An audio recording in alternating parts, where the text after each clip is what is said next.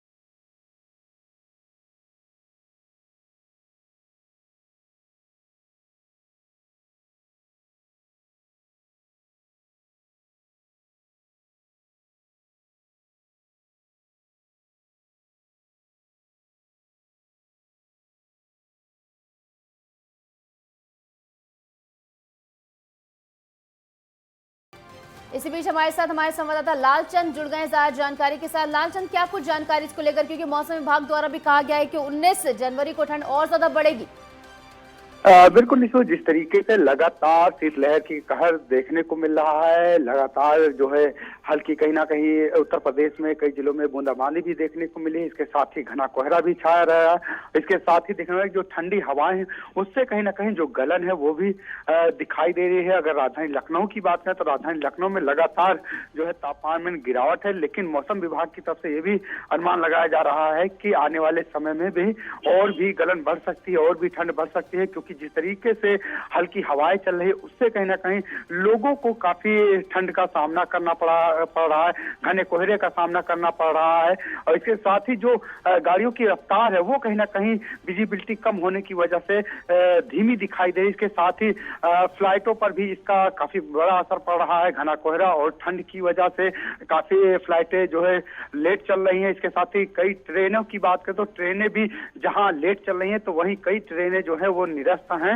ऐसे में कहीं ना कहीं जो ठंड का कहर है वो लगातार देखने को मिल रहा है। जी निशु, देखिए लालचंद, जिस तरीके से विजिबिलिटी बेहद कम है तो हादसे का खतरा भी बढ़ जाता है, तो प्रशासन द्वारा इसको लेकर क्या कुछ किया जा रहा है, किस तरीके से एहतियात बरते जा रहे हैं?